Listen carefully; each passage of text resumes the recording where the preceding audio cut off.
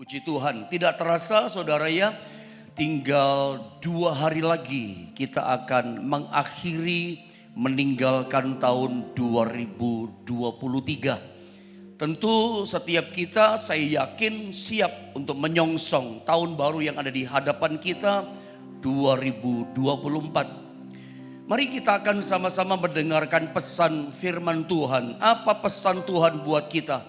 Untuk kita boleh menjalani memasuki tahun yang baru di hadapan kita 2024. Kesempatan pagi ini saya akan sharing dengan saudara. Saya akan berbagi sebuah pengajaran firman Allah yang pagi ini saya berikan judul Yesus Pembela Kita. Mari kita langsung saja baca ayatnya saudara ya. Roma pasal yang ke-8 ayat 31 sampai dengan ayat 35. Mari jemaat yang saya kasihi, kita akan baca ayat firman Allah ini secara berganti-gantian.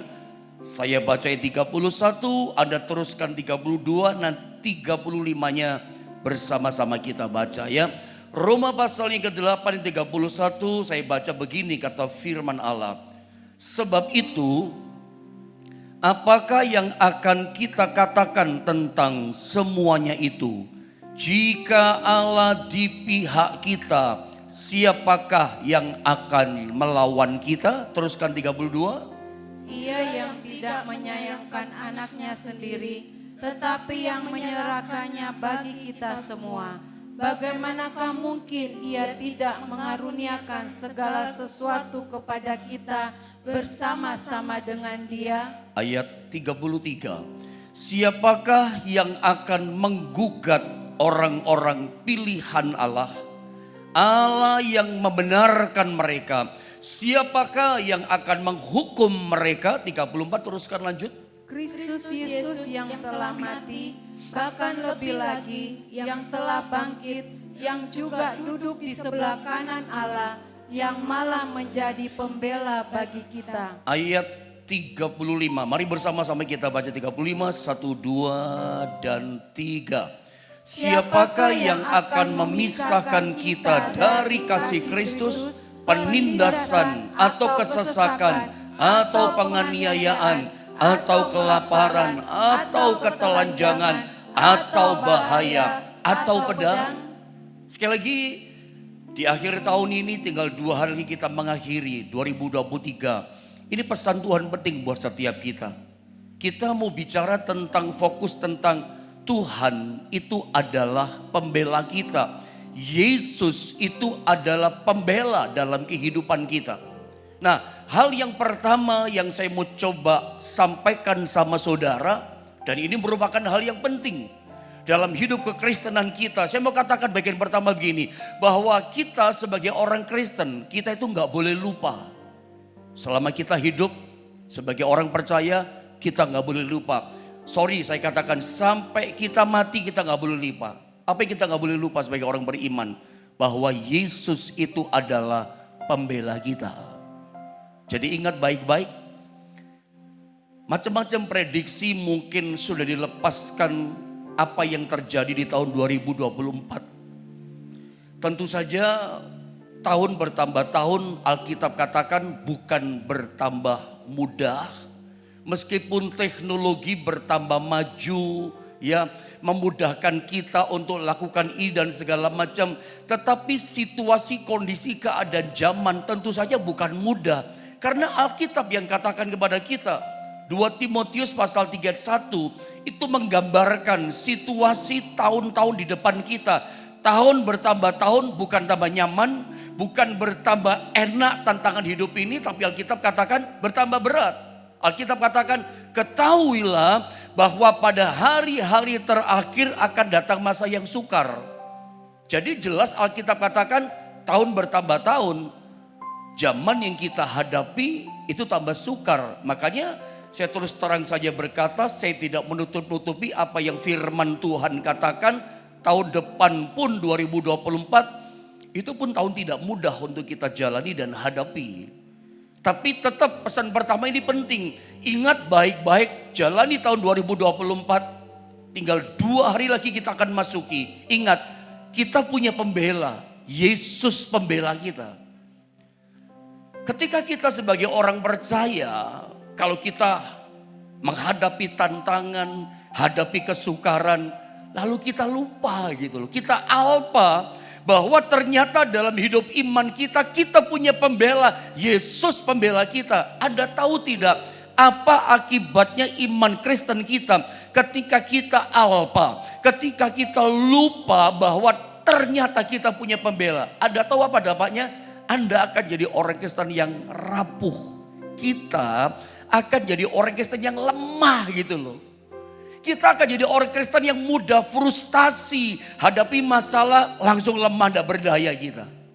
Kenapa? Karena kita lupa bahwa kita punya pembela. Dan tendensi kita manusia itu termasuk kita orang Kristen. Biasanya kita kalau kita misalnya tahun 2024 gitu misalnya. Hadapi kesukaran, hadapi kesulitan. Tendensi kita, kebiasaan kita manusia. Iman kita mulai ragu. Kebiasaan kita begitu. Kita orang itu begitu. Kita dihantam badai kesulitan. Kebiasaan kita mulai bimbang sama Tuhan. Mulai meragukan Tuhan gitu. Dan kita mulai bertanya-tanya keraguan kita. Karena kita lupa kita punya pembela, kita begitu lemah. Kita bertanya-tanya di tahun depan. Apakah nanti tahun depan 2024 Tuhan masih tolong saya? Apakah Tuhan masih cinta sama saya? Apakah nanti tahun 2024 bisnisku, pekerjaanku masih ada proyek yang besar? Apakah Tuhan di tahun depan masih kasih percayakan mujizat yang besar, yang ajaib pada saya? Adakah job yang besar? Ada bimbang. Anda mempertanyakan itu kita. Apakah nanti Tuhan buat ya keajaiban besar dalam hidupku. Saya mau katakan sama saudara, tahun boleh berganti tahun, angkanya boleh berubah. Sebetulnya tahun berapapun no problem, bulan berapapun yang kita jalani, hari apapun, tanggal berapapun no problem. Yang penting Anda ingat-ingat situasi hari bulan apapun. Yang penting gini, aku punya pembela, pembelaku Yesus Kristus namanya. Ada bisa mulai chatting sekarang juga katakan, aku bersuka cita, aku punya pembela, Yesus Kristus namanya. Sekarang juga Anda bisa aplikasikan imanmu. Engkau bisa chatting katakan, aku bersuka cita atau aku bersyukur, aku punya pembela yang hidup, Yesus Kristus namanya. Ingat baik-baik, tidak boleh lupa orang Kristen. Iman kita nggak boleh alpa, bahwa setiap langkah hidup kita punya pembela. Begitu kita tidur malam, pagi kita buka mata. Ingat pikiran kita, aku tidak takut hadapi problem. Aku tidak takut hadapi hari ini. Sebab aku punya pembela, Yesus pembelaku. Orang Kristen kalau dia lupa, dia punya pembela, dia akan lemah. Dia akan frustasi. Nanti kemudian kalau dia hadapi masalah yang sulit membuat dia menderita, dia frustasi, dia putus asa hadapi masalahnya. Sering terjadi di dunia ini, hari-hari ini sedang terjadi. Beritanya lagi viral hari ini. Orang salah pilih jalan. Orang ambil jalan pintas. Apa jalan pintasnya? Sorry saya katakan, bunuh diri. Itu orang dunia. Itu cara dunia menyelesaikan masalah. Bunuh diri. Seperti saya katakan beberapa minggu yang lalu, kasus yang menghebohkan seorang bapak karena mungkin kesulitan pekerjaan di PHK, kesulitan uang, tidak ada income pemasukan, 4 anaknya dibekap mulut hidungnya, mati. Dia bunuh diri, disobek tangan kanan, tangan kiri, mungkin pakai pisau, pendarahan, tapi tertolong. Dia coba bunuh lagi, ambil pisau dapur, ditusuk kembali, putus asa. Jalan yang salah, jalan pintas. Setelah peristiwa ini muncul lagi kejadian di Malang. Satu keluarga bunuh diri ya. Suami, istri sama anak di rumah kontrakan. Di Malang ada baca berita itu kan. Belum lama ini terjadi lagi. Tentu kita tidak ingin ini jadi tren. Tapi itu kan tanda-tanda ciri orang merasa gini. Gak ada yang tolong aku. Gak ada yang backup hidupku. Saya mau bilang sama saudara. Percayalah begini. Tahun depan 2024. Ekonomi kita, keuangan kita, pekerjaan kita, meskipun kita nggak tahu ke depan seperti apa, tapi yang penting begini, ada yang backup pekerjaanku, ada yang bela pekerjaanku, ada yang tolongin aku hadapi masalah. Dan penolong pembela kita itu Yesus, saudara. Yesus yang ajaib. Nah, saya akan coba tunjukkan bukti-bukti dalam Alkitab. Bukti-bukti dari ayat firman Allah bahwa dia benar pembela kita. Kalau kita ngerti dia pembela kita, kenapa kita takut? Kenapa kita cemas? Kenapa kita begitu khawatir hadapi tahun depan 2024? Kita punya pembela yang hebat, pembela yang sangat luar biasa. Dia belain kita habis-habisan. Mari saya buktikan apa buktinya bahwa Allah pasti membela kita. Yesus pasti membela kita. Buktinya ada di Roma 8:34. Ada banyak bukti di sini. Mari saya baca, dikatakan begini. Ini bagian pertama, saya coba bagi sama saudara. Saya cuma bagi 2 perkara pagi ini. Yang pertama begini. Kristus Yesus, Roma 8:34, yang telah mati. Saya ulang. Kristus Yesus dikatakan yang telah mati, bahkan lebih lagi yang telah bangkit, yang juga duduk di sebelah kanan Allah, yang malah, perhatikan, menjadi pembela bagi kita. Ayat ini jelas bukti Yesus itu menjadi pembela buat kita. Apa buktinya Yesus jadi pembela buat kita? Alkitab katakan Kristus Yesus yang telah mati 2000 tahun yang lalu. Jadi Yesus Kristus itu mati untuk siapa? Untuk kita. Perhatikan kata-kata saya, lihat saya. Kalau kita lihat Yesus yang tergantung mati di atas kayu salib, tahukah Anda, harusnya Anda dan saya, harusnya kita semua yang tergantung di kayu salib, menanggung dosa kita akibat perbuatan jahat, dosa-dosa kita di masa lalu. Harusnya kita yang tergantung di sana, tapi Yesus menggantikan posisi kita. Dia belain kita, menggantikan kita. Dia tanggung dosa kita di tubuhnya. Dia tanggung kejahatan kita di tubuhnya di kayu salib. Kemelaratan kita, kemiskinan kita, penderitaan kita, susahnya kita, kutuk yang ada pada kita ditanggung di tubuh Yesus. Makanya kalau kita melihat penderitaan Yesus yang luar biasa di atas kayu salib, kita tahu betapa berat dosa manusia di dunia ini. Dia pikul, dia tanggung, dia gantikan kita. Dan sebetulnya bukti yang pertama saja, dia rela bela kita sampai mati. Itu bukti yang cukup sebetulnya buat kita. Kita tidak butuh bukti yang lain. Karena dia belain kita sampai mati. Darahnya dicurahkan, nyawa, hidup yang paling berharga. Saya mau tanya, kira-kira apa sih yang paling berharga dalam hidup manusia? Uangkah, harta, atau rumah yang paling berharga dalam hidup kita? Nyawa paling berharga. Pilih rumah atau nyawa? Orang bisa jual rumahnya loh di dunia ini. Orang bisa kuras uangnya yang ada di bank. Yang penting gini, saya sehat mengobati sakitnya. Yang penting nyawa saya tetap bisa hidup. Artinya begini, nyawa yang paling berharga pun, yang paling penting, Yesus serahkan buat kita. Sebagai apa? Pembelaan buat kita. Dan menariknya saudara ya, Yesus itu menjadi pembela kita bukan hanya sampai stop mati. Alkitab katakan apa? Kristus yang telah mati, bahkan lebih lagi yang telah bangkit. Kalimat terakhir, yang malah jadi pembela bagi kita. Gak hanya stop sampai mati, bahkan ketika dia bangkit hidup dari antara orang mati, dia lanjutkan kembali jadi pembela kita. Dia lanjutkan kembali pembelaannya untuk saya dan saudara. Gak stop hanya pada waktu mati selesai, tidak. Ketika dia bangkit hidup, lanjutkan kembali pembelaannya buat setiap kita. Di sini kita belajar, dia itu pembela yang luar biasa. Dan ketika dia bangkit dan hidup, dia kalahkan iblis. Kita tahu itu, dia kalahkan dosa, dia kalahkan maut. Dia itu ngebelain kita, nolong kita jadi pembela sampai di alam maut dia bela kita.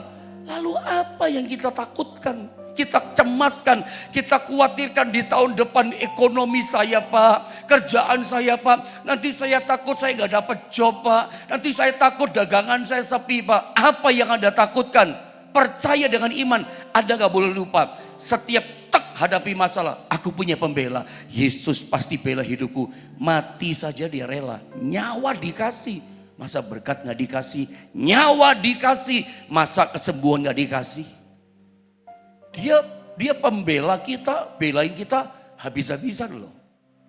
Sampai mati, sampai bangkit terus jadi pembela kita. Coba saya tunjukkan gambar ini.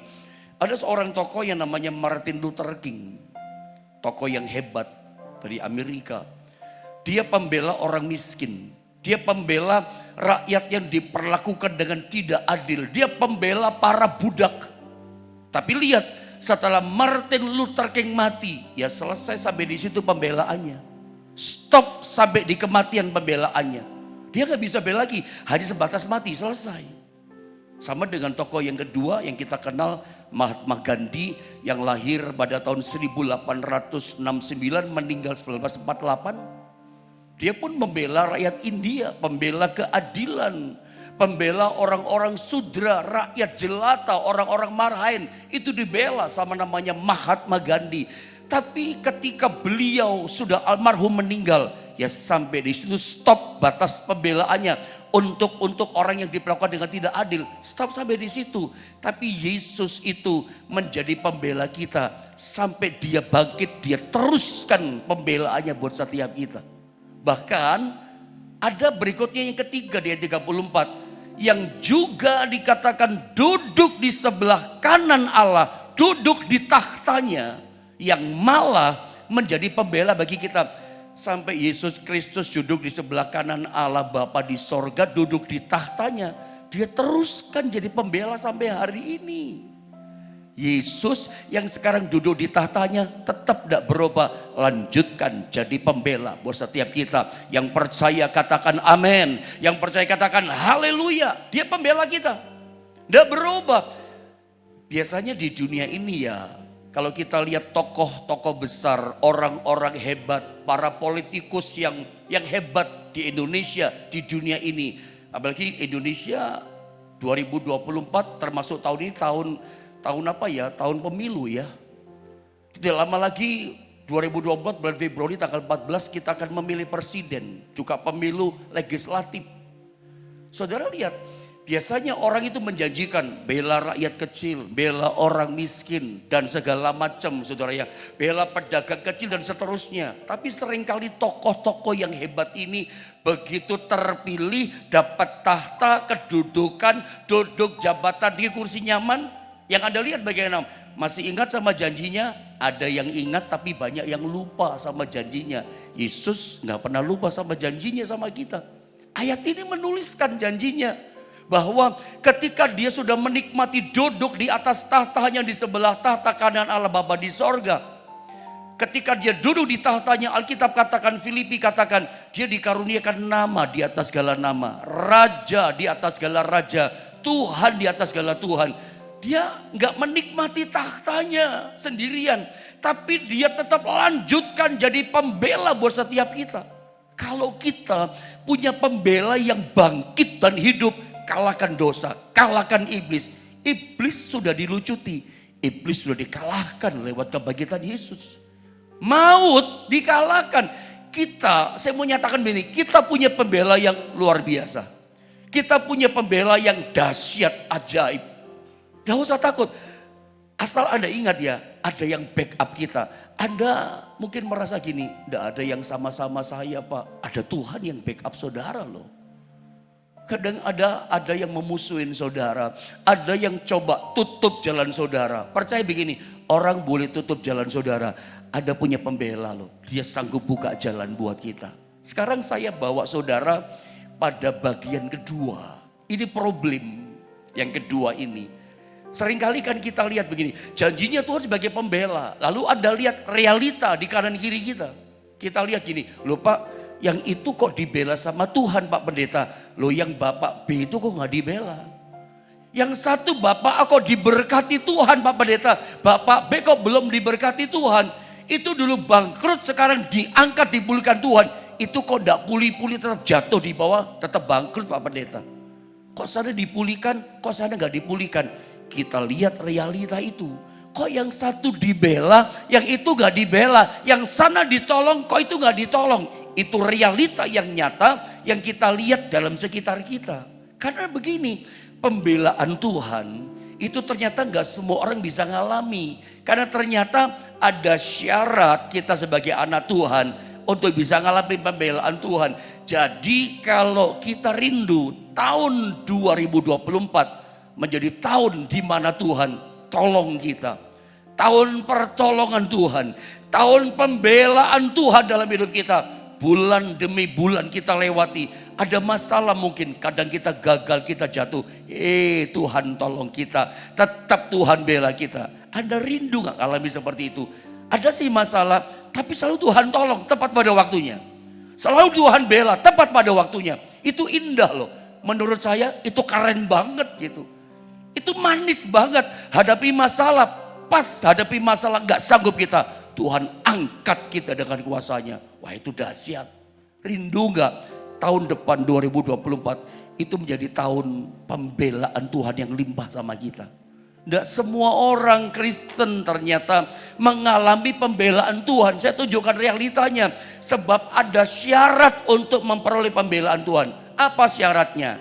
Ada di ayat 31 dalam pasal yang sama. Roma 8. Saya baca ya ayat 31. Perhatikan. Sebab itu, apakah yang akan kita katakan tentang semuanya itu? Jika Allah di pihak kita, siapakah yang akan melawan kita? Roma 8:31. Ayat ini dalam beberapa hari ini saya terus sounding sama saudara. Terus saya lepaskan sama saudara. Alkitab katakan, jika Allah di pihak kita, siapakah yang akan melawan kita? Jawabannya apa? Gak ada. Jika Allah membela hidup kita, gak ada yang bisa melawan kita.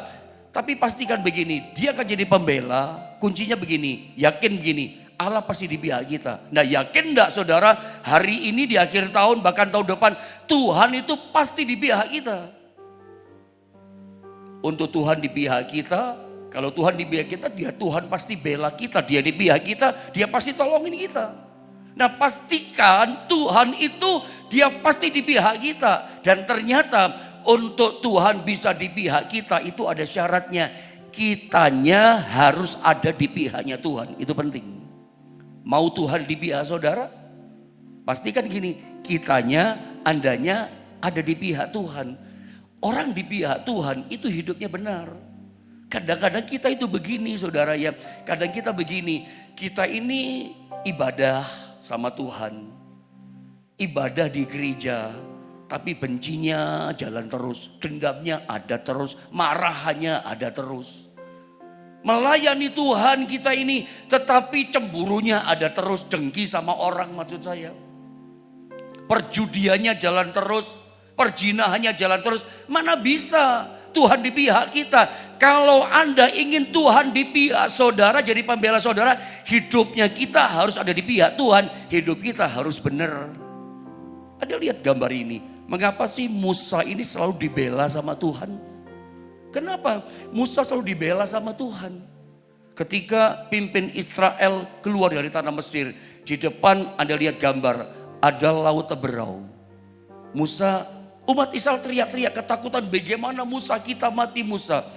Musa berdoa kepada Tuhan. Tuhan, bagaimana Tuhan ini laut Teberau Tuhan? Tuhan katakan, Musa angkat tongkatmu dan pukulkan, ulurkan pada laut Teberau. Begitu dipukulkan laut Teberau, bertiup angin timur, terbelah jadi dua. Yang tadinya memang tidak ada jalan, ke depan gak bisa, kanan kiri pun gak bisa, padang gurun dan gunung-gunung di belakang mereka. Apalagi Fir'aun dan tentaranya kejar mereka dan semakin dekat, buntu gak ada jalan. Bagaimana caranya? 2 juta atau 3 juta orang Israel, bagaimana mau dikuras laut Teberau? Capek, tenggelam sendiri mereka. Kadang-kadang kalau kita hadapi masalah besar, kita ikhtiar dengan tenaga kita. Kita ikhtiar coba cari jalan keluar. Bukan tambah ada jalan, tambah runyam masalah kita. Tempo-tempo seperti itu. Masalah itu kalau berat, kita coba cari jalan, tambah tenggelam kita. Seperti itulah Musa dan Israel. Di depan mereka jalan buntu laut Teberau. Tapi di saat genting tidak ada jalan, Tuhan kasih jalan keluar. Kenapa bisa begitu? Tuhan yang bela.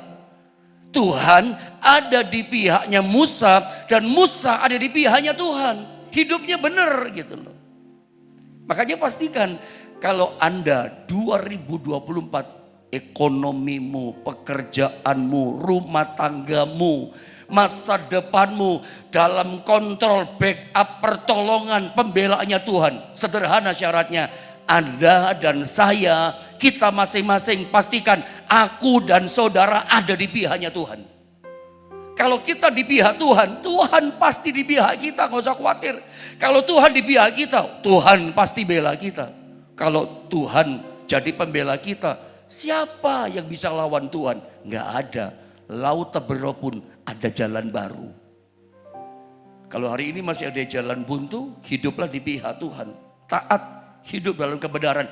Hidup dalam kebenaran itu syaratnya di pihak Tuhan.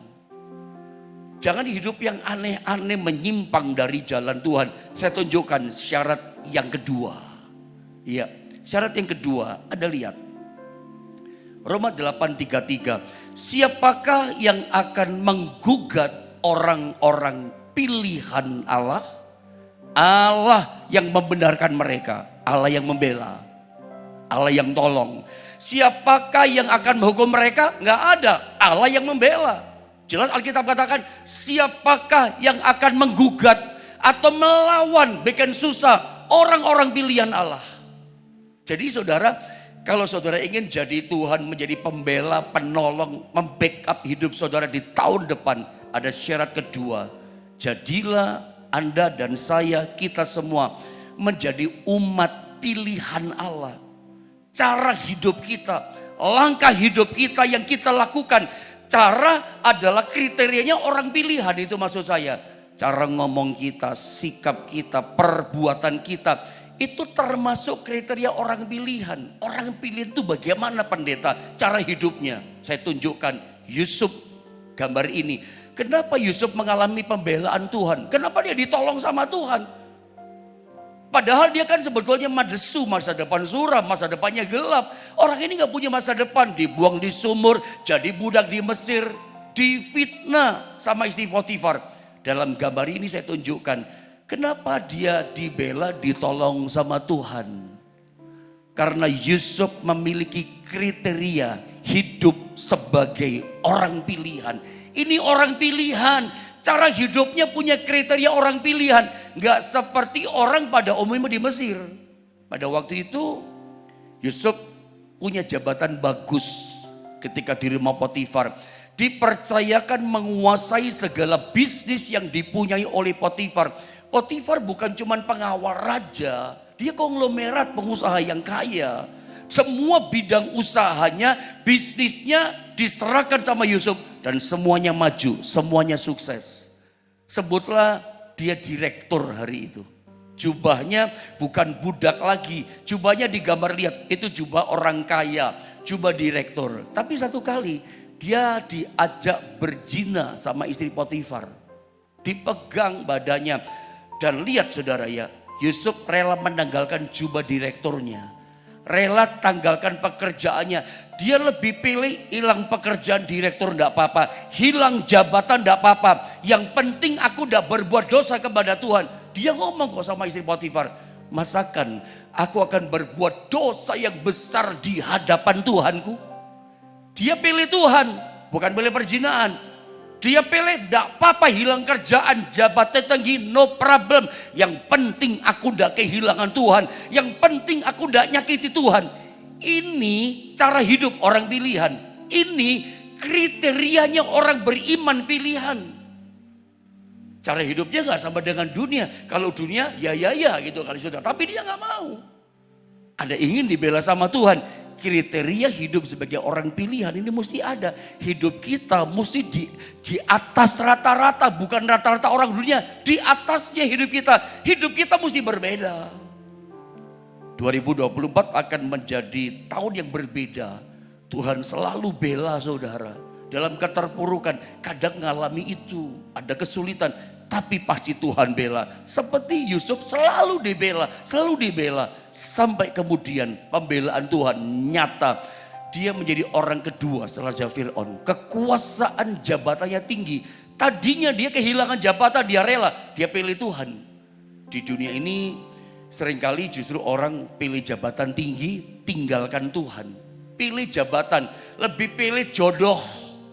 Yang penting dapat jodoh Pak, Tuhan ditinggalkan. Ini orang yang tidak punya kriteria pilihan. Lebih memilih keuntungan yang banyak, tapi itu dosa. Cobalah dalam bisnis pekerjaan, dalam hidup kita sama. Biarlah kita punya kriteria pilihan. Saudara, coba lihat gambar berikutnya, saya terangkan sedikit. Daniel. Kenapa ya Daniel singa itu gak bisa telan dia? Lihat gambar itu. Karena Daniel punya kriteria sebagai orang beriman pilihan. Hidupnya di atas rata-rata orang pilihan. Ada tahu dikasih makan makanan raja, dia gak mau. Karena pada waktu itu makanan raja sudah dipersembahkan kepada berhala. Dia tolak. Dia kuduskan dirinya sebagai orang pilihan, dia gak mau. Bahkan ketika dia dilarang berdoa kepada Tuhan Allahnya. Kalau minta doa hanya kepada raja atau minta sama patung yang didirikan sama raja. Daniel gak mau. Dia tetap berdoa kepada Tuhan Allahnya. Alkitab catat 1 hari 3 kali dia memuji-muji Allahnya. Itu Daniel. Dia tetap pilih Tuhan. Dia tetap setia Tuhan. Cinta Tuhan. Ini kriteria orang pilihan.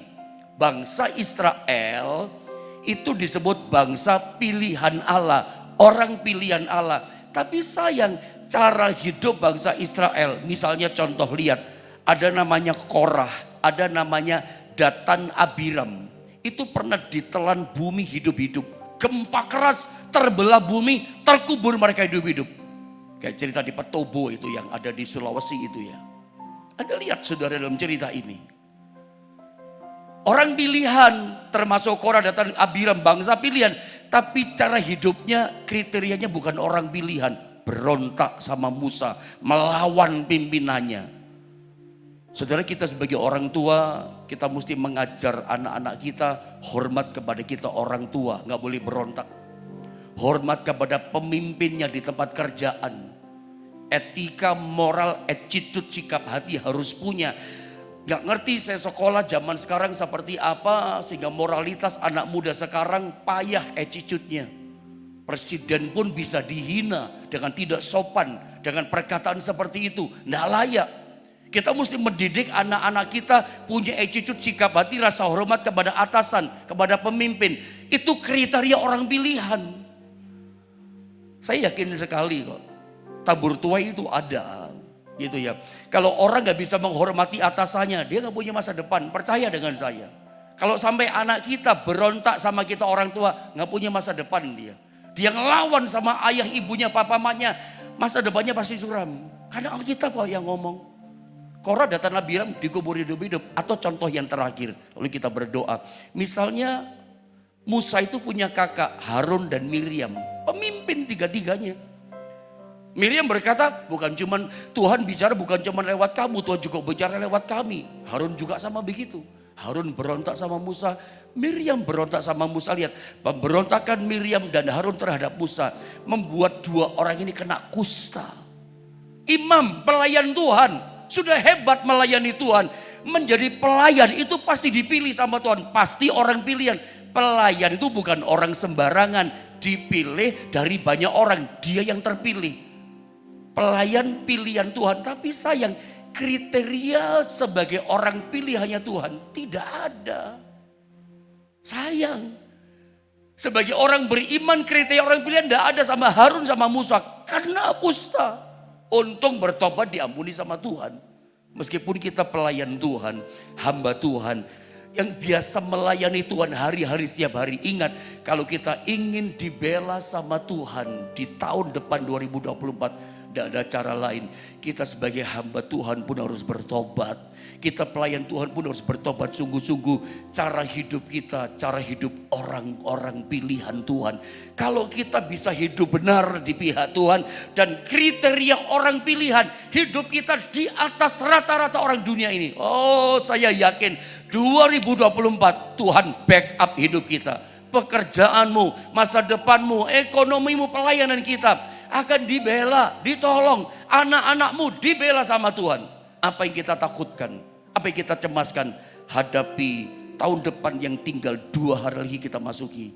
Dia pembela kita yang luar biasa. Ingat, sampai kapanpun, bahkan sampai tahun depan, sampai akhir hidup kita punya pembela. Kita gak boleh lupa yang sanggup membela dan menolong setiap kita. Mari kita sama-sama berdoa, saudara ya.